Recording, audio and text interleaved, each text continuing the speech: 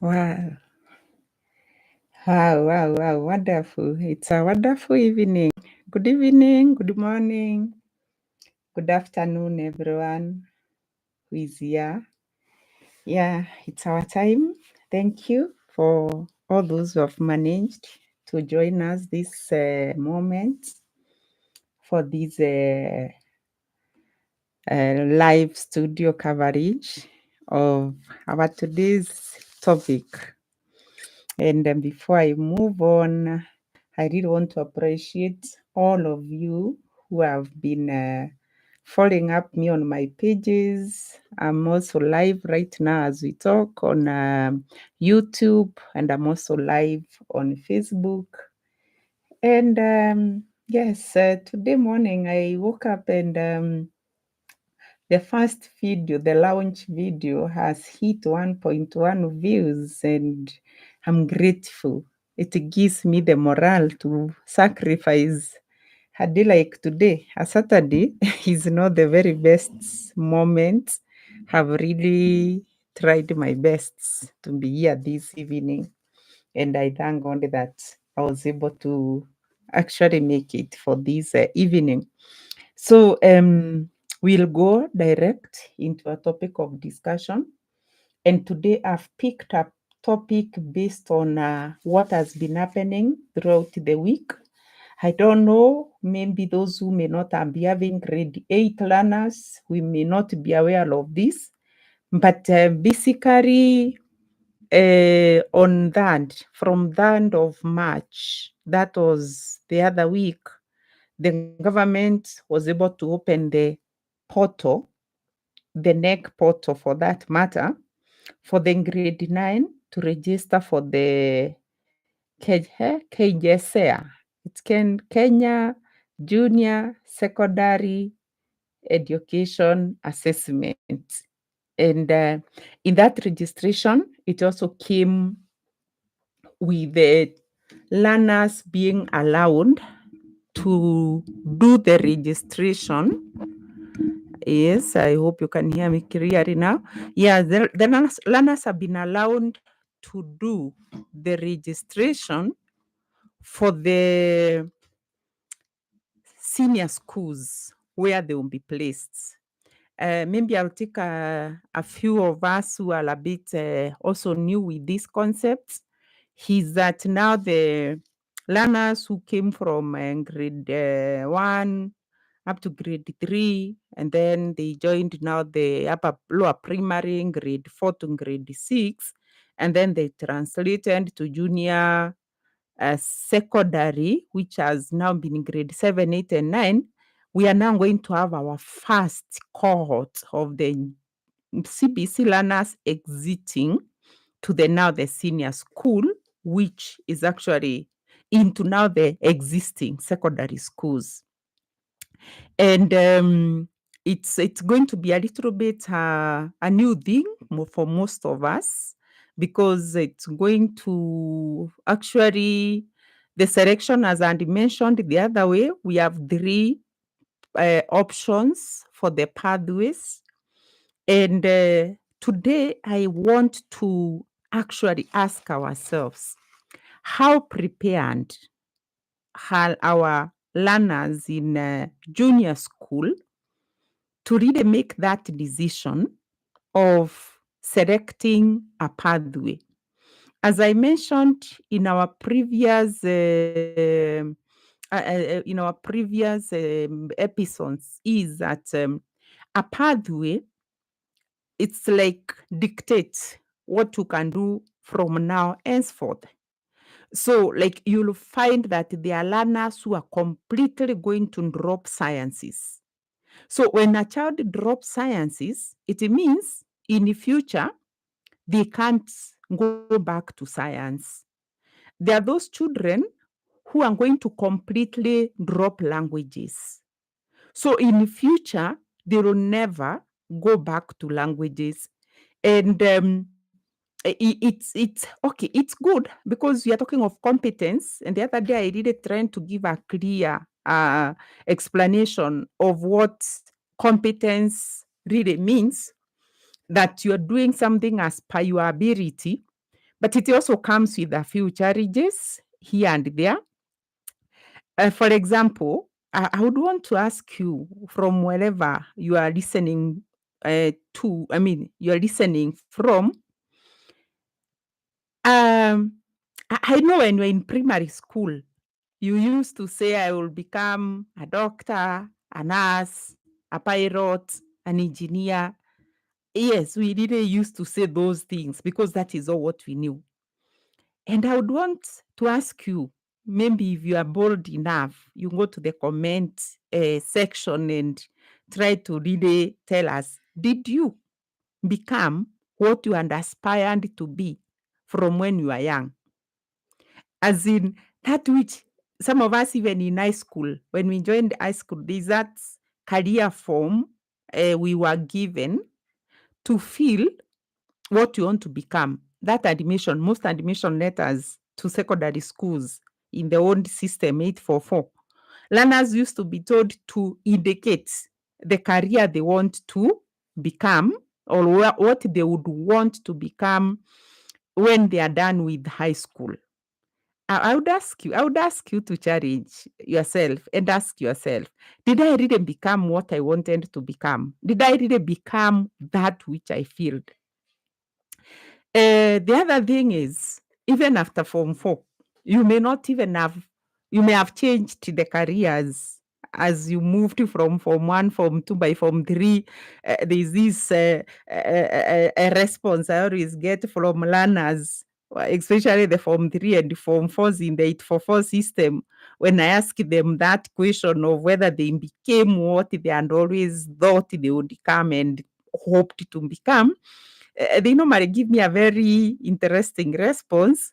And wananiambianga, they tell me things on the ground are different. So by the time they reach Form 3 and Form 4, they realize that it's not going to work the way they thought. So it's the same. And that is the pertinent question I want us to ask ourselves. These learners who are coming now from grade 9 to transit to grade 10. And they are making a decision this time which is final. What I mean by final is for 4 learner, even if they still chose the career they wanted, even after Form 4, because they uncovered a broad spectrum of subjects. They were still doing humanities, they were still doing languages, and they were still doing sciences. Even if the exam came the other way around, and they didn't qualify for even the first career choice they gave, COOPS has been giving them an option to even choose another career depending on the subject they had passed. So you'd find a student who had focused on sciences, and finally they can end up in a humanity area. A learner who had focused on what? On sciences may end up on the technical area because at least they were doing everything. Now, this competence-based system, which we said it's good and we didn't need it because it's not forcing a learner to do everything they're not interested in. But when it comes to pathways, at this time, as they select those pathways, the deadline of selecting is 28th. We're asking ourselves, are these learners really have they reached that point of they now know what exactly they want to do? Or put other way is, have these learners really been exposed enough to all the possibilities between now grade 1 to grade 9, and especially between grade 7, 8, and 9? Have they been exposed to all what they need so that then they can make that decision? We cannot bury our hands on the sand and refuse to ask ourselves that question. The reason I am insisting on us asking this question is, for me, from where I stand, all from the experience, all from the what I've interacted, what I've got as interact with the learners from different aspect of different places and from different institutions. Career choice is not just a thing of I feel like I want to be a doctor. And then I just walk into that line of becoming a doctor. It's not like I feel like becoming a teacher and I just walk into it. Like I would give my example. When I was in high school, I was good in sciences. And actually, my choice was medicine. Only to do biology, I don't know what happened with that biology. So I passed in my chemistry. You all know I'm a chemistry teacher. I passed in mathematics. I passed in physics. But then I failed in biology. And you know, without biology, you can't do medicine. So at this age, things can happen. Sometimes you may think you have the potential. We've also seen children who have been doing so well in certain areas in the lower primary, even with the old system of education.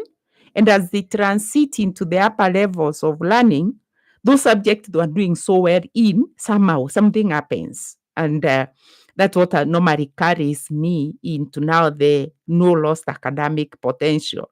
And I'm sorry today, I have just arrived in the house and I was not able to maybe do some changes before I could enter into the studio. So I am not wearing my no lost potential slogan in as much as I love using it and I'm attending to students. But anyway, what matters most is the content you're looking at here. So what I know is there are so many factors that influence a learner's decision on what career they would want to get involved with. Okay, obviously the first is the ability. But beyond the ability, there's also the aspect of exposure. There are some people when they grow up is when they realize this thing existed, and if I was given time, I would have become that thing. So exposure is a big thing. We have things like interests. We have things like economic benefits of what you are doing. You don't do something and it doesn't pay back in as much as it is popular, but it must be able to pay back. We have things like the moral inclination of what you are doing. Yes, there are some careers, in as much as they may be having money, someone may not be comfortable doing it because of their moral inclination. There are some careers which are determined by your physical health. Like, for example, if someone has a problem with their bones and maybe their legs are not as strong as possible, or they have a heart problem, we know there are people who are born with heart problem, you don't expect them to like be in the sports because in sports they just need that good health and all that. Some industries like hospitality, you spend almost the whole day standing, serving people, cooking, and all that. So there's some people, because of their mental state, their physical health state, in other words, they'll not be able to take all those careers. So we think it's quite broad, the issues which someone has to really consider before they go into it. I may have the ability, but I don't have the physical health for a certain thing. Somebody has allergic reactions and they want to do maybe into the industry like engineering and then end up in the in that area of they'll spend so much time out there in the field, and they have maybe allergic to dust, they have allergic to to whatever, to cold. Somebody wants to be like a mountain climb, inaitwa mountaineer, and their lungs have an issue. I mean, I hope you understand what I'm saying. So there are so many social status. There are some children, because of where they have been brought up, the things they only know is just from what is within them. That is what I called, I think, at the beginning, exposure. But as they grow up, I said the social status should not dictate what you really become in this life. So we have quite a number of factors that can influence career choice. And that is our pertinent question still, which I am repeating here again. Our grade 9 learners have between the end of March, the portal opened on the end of March, and by 28th of the same month, this month, on 28th, they should have made that decision. So our question is, are they prepared? I'll put back the question I asked at the beginning of the session. You who is watching me, did you pursue the career you had chosen, or you had aspired to enter into as you grew up in primary school? What made you to change along the way? So when our learners now don't have the opportunity to change, like now the 844, where the learners were doing all the subjects, so they could, switch from one area into the other. They had done humanities, they had done technicals, they had done sciences, they had done languages. So they were able to choose that if I miss this, if I miss a technical course I wanted to do, I can do a language course, which I want to do. Now, that one is not going to happen, because the minute a learner chooses a certain career path in grade 10, they will completely do away. Like now, for example, if a learner chooses to pursue the humanities, that is where we are talking of social sciences, then this learner will not have the opportunity to do a science-related course. If a learner chooses to go the STEM, the science, technology, engineering, and all that, this learner will not come into contact with languages. They will completely not do languages. So they cannot switch. And that is what I'm saying. Our learners require a lot of guidance. Our learners require a lot of guidance to actually be taken through the factors I've mentioned. I've mentioned ability, I've mentioned exposure, I've mentioned interest, I've mentioned economic benefits of what you want to do, I've mentioned moral inclination, I've mentioned physical health, I've mentioned social status, and the list can go on and on and on and on. But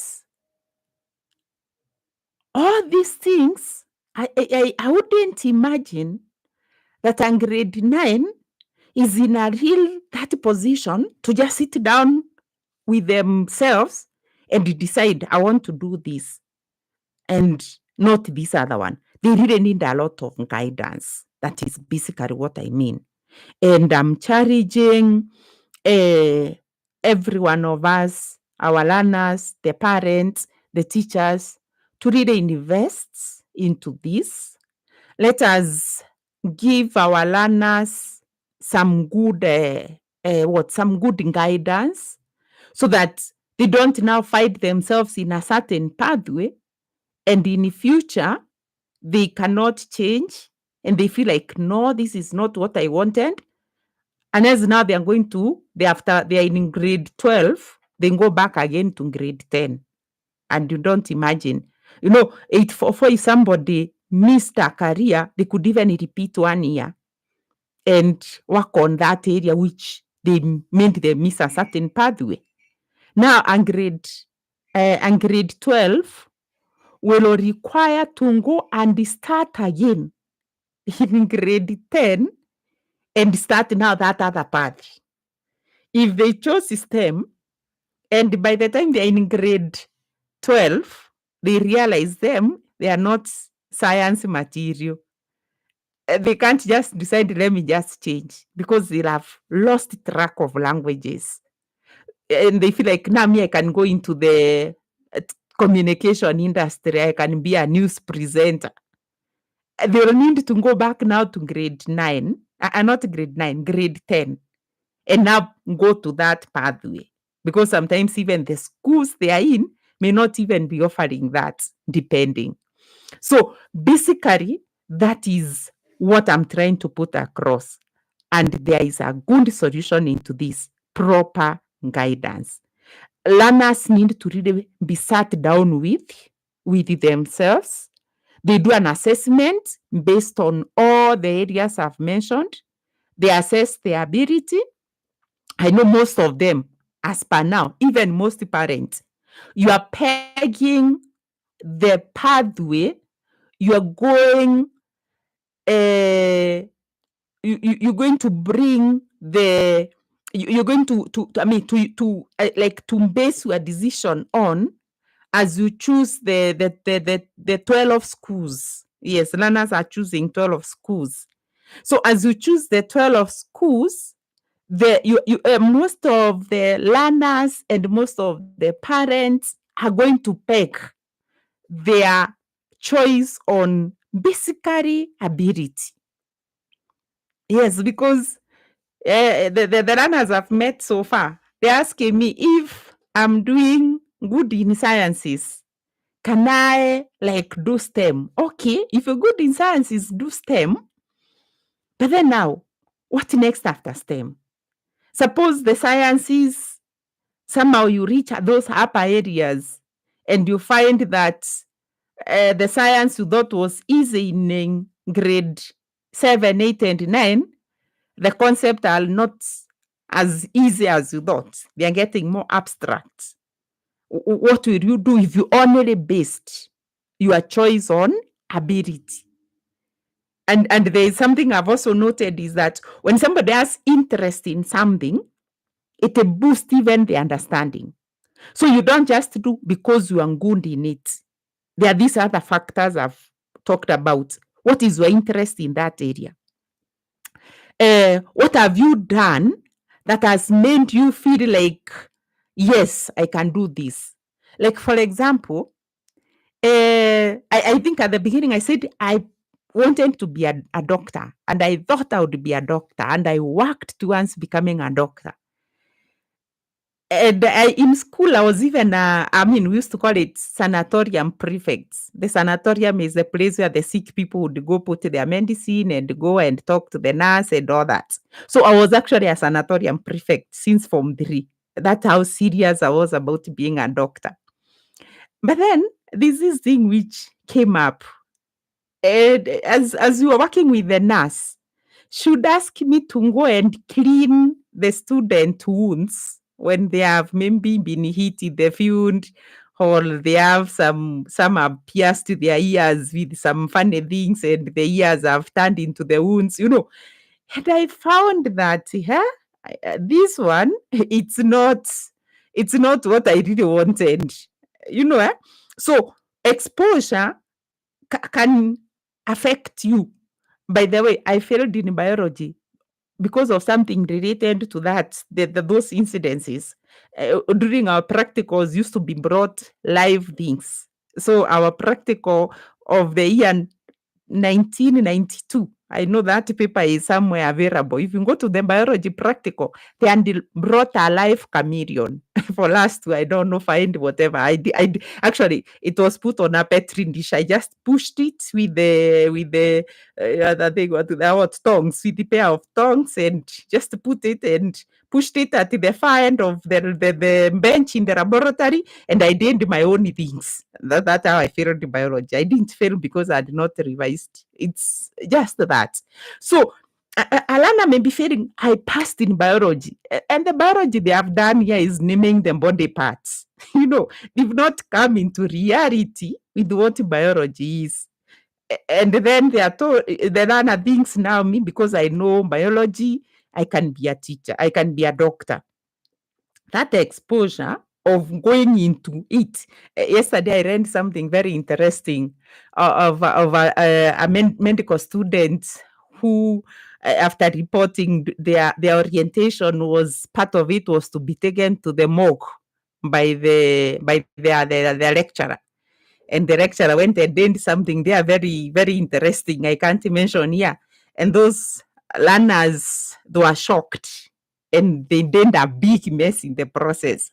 So exposure is very, very important, and it helps this learner to come to terms with the reality. So anyway, basically, that is what I really wanted to bring to our attention to this evening, that in as much as our learners are choosing the pathways, there is need for them to first be taken through proper guidance so that they don't make a mess, considering that this choice is not like the previous one. I found myself asking this question: could the career path selection in grade 9 turn out to be a bottleneck at the end of it? Or it can turn out to be a cap, whereby when I go into STEM, I can go to many options.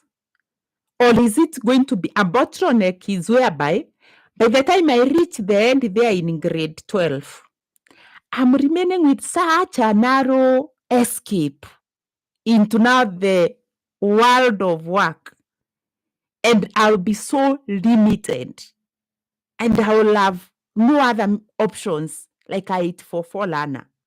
Right now, the ones who did the exams last year, when they go to the system and they find they have not qualified for what they applied for, they are going to get another option. You'll find somebody and applied for a science-related course, and they end up to a language-related course, or they end up to a technical-related course. Now, a grade 9 learner, when they decide they are going to languages, they will not have a technical course with them. So when they reach that end, that's what I'm asking, could this turn to be a bottleneck, the end of it, when 3 years to come, in they go to grade 10 in 2026, grade 11, 2027, and then grade 10, 2028. In 2029, are we going to likely have a moment where we'll have learners with such a narrow escape into the world of work that they just cannot do anything? They just cannot proceed to anything. And when you think of that, my clarion call has always been no lost academic potential. I feel I can't sit down here and wait 3 years, 4 years in line, and then that is when we are trying to cry with a learner, and then we are telling them, I'm sorry, you can't do this. I'm sorry, you can't do this. Where I come from, thank you, Karo Kanana. I know you know this saying. When we were growing up, used to be told, the sorry finished the muindis, cups in the muindi shops. Because you would break and you say you are sorry. You break, you say you are sorry. You break, you say you are sorry. So we cannot just sit here and wait for this thing to happen in 2028, 2029, and learners nowhere to go. All because they are not guided. Because I am sure with proper guidance, these learners can make informed decisions and they can land into the right things. the whatever the NEC report says that the selection is going to be based on 20% the assessment the teachers have been putting on the system since these learners joined grade 7. So all what they have done since they entered grade 7 is going to contribute 20% into it. The other 20% will come from the project work. The other day I talked about the project work. Kenyan parents, we know ourselves. You're hearing your child is going to do a project and you're going to go and have somebody do that project for them. And then this child will score very highly in an area they have no idea, completely no idea. And then now, because of the high score in that project, they will be taken to that area as a career path because they did so well. And then now they reach the end. The parent who invested into making this learner become a good one by paying somebody to do the project for them, and you didn't know how you are affecting the future of this child. So that 20%, please let it come from that learner. If they have no idea of what is going on that project, let them do and get 10 or 2%, and the government will know this learner does not know anything about this project, so they don't place the child into that area. Then so I've talked of 20% from the work assessment, which has been happening since grade 7, 20% from the project work, and then the 60% is going to come from the exam, which they are going to do in November. So the placement will be like determined on all those areas. Please let us be fair with our children. Let us give them proper guidance. Let us expose them to the right things so that they choose the right. And in case you have a child or you are a parent, you'd want more on that, I have quite a prepared a very good presentation which I've been doing with the parents. And I can't reach the whole of Kenya between now and the 28th of November. But at least from this studio, we can interact very easily. So in case you want to get more about whatever we have discussed this evening and get into finer details so that you guide your child correctly, you go into the selection of those schools you choose wisely, you consider the possibility of your child going to this school more than the reputation of the school. Some of us will just want to go because there's this national school next there, in as much as it is offering STEM. And Kenyans, I know, we are so much inclined into the prestige of the names. You force your child to do just the course because it is being offered in that national school.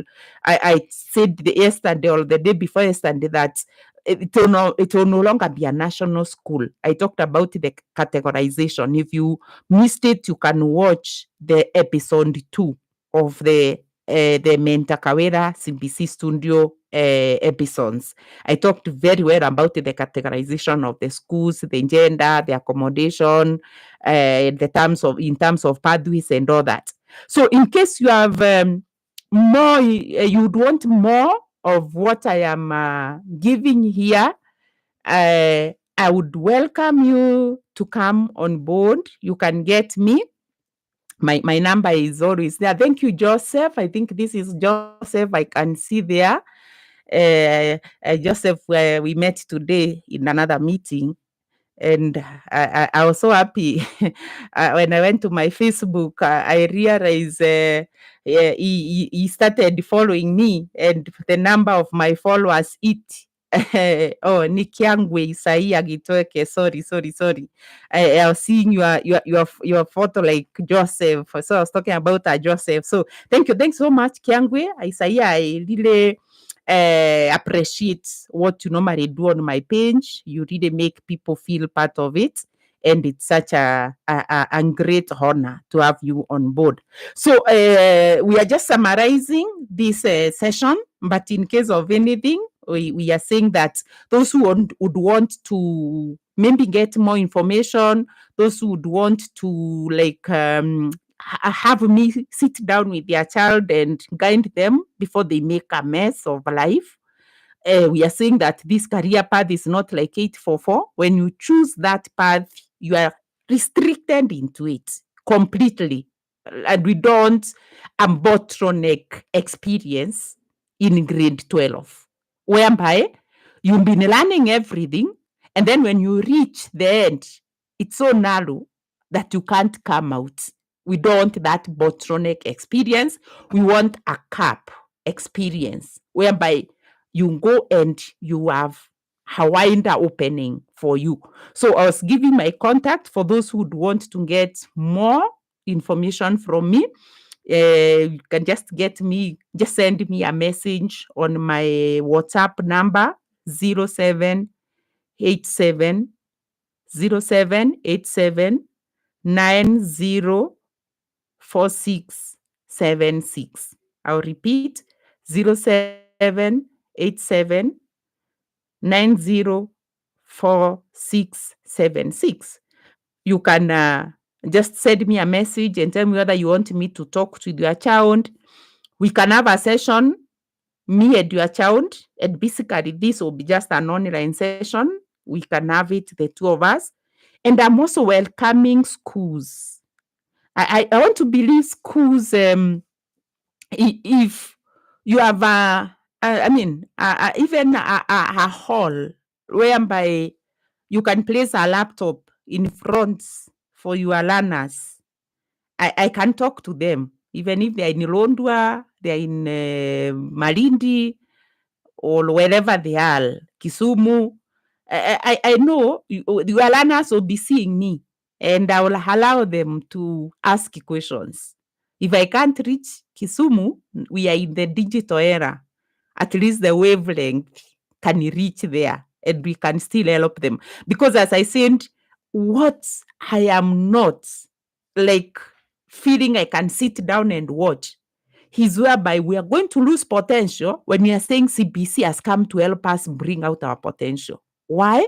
Because a learner just chose something without going through the whole process of a career choice. They just were led by emotions, they were led by some funny things, and then they ended up into a certain pathway. And then all of a sudden, when they are there, they cannot like become anything out of it. So if you happen to even know someone, a child, a relative, a neighbor, a church member, a workmate, whom you hear at the place of work, in the office, they're just talking about how confused they are. Just encourage them to come to my page. And if after going through all what I have been talking about, they are not able to get that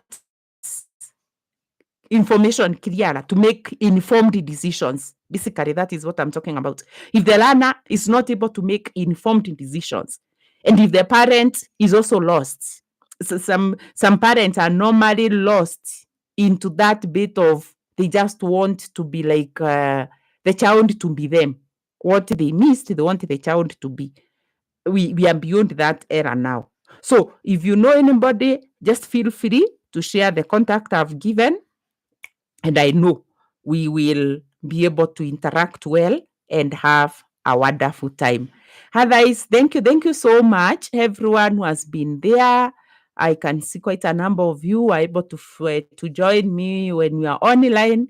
And because I'll leave this video there, I'll leave this recording there, both on my Facebook and YouTube. You are free to go into it, watch it, and reach out to me, ask the questions on the platform. I'll answer the question. Let us help one another. Basically, that's why I'm here. We are here to help one another because we don't want an academic potential. It's hashtag no lost academic potential. Thank you so much, Kanana, Caro. Thank you so much, Kiangu Isaiah, and everybody else who was here for your time. Please pass the word. Let us avoid a bottleneck experience in grade 12, whereby the learner has a very narrow outlet into the next level of education. God bless you and have a blessed evening. Bye.